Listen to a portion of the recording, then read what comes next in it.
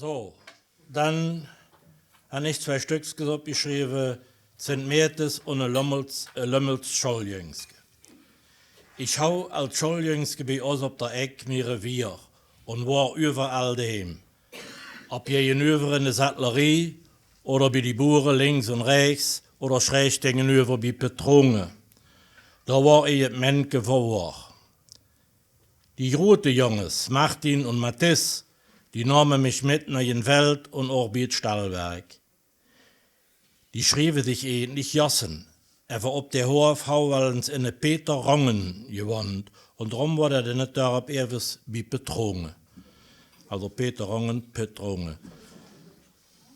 Die hauen noch 2 Pferd, 2 Au Belgier, Bello und Fanny. Fanny war der braver Pferd, das freut mir aus der Hand.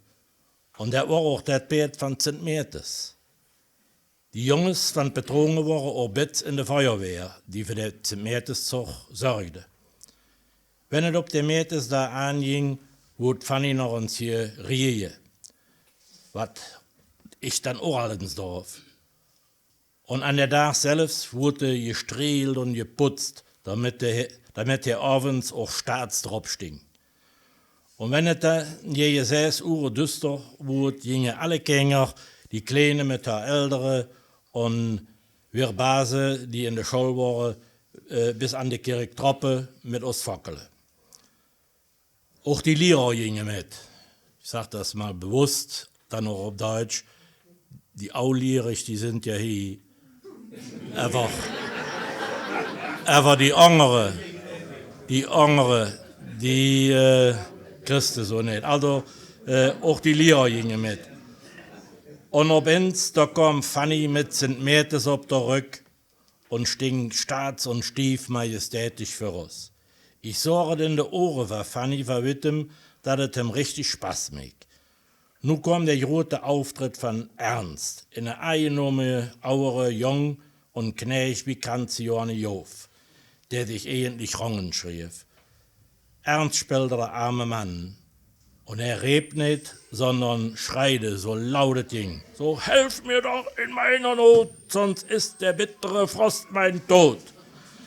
Dann warb St. Meertes von der Pederaf in eine aue Mantel und dem armen Mann, dem Ding Ernst sich dann übertrecke und dann ging der Zug, der St. Meertes-Zug los durch den Dorf bis an das St. Meertes-Für durch Pütt und Ware.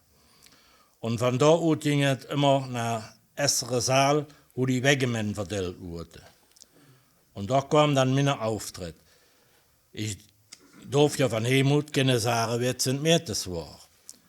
Brav trot ich für St. Meertes, wenn ich dran war, und bedankte mich mit Danke, St. Martin, für den Wegemann, um dann noch hinterher zu sagen, und völlige Pronamen zu sagen, betrogen Martin. Und so wusste dann auch die drumherum stingen, dass ich wusste, wer St. Meertes war.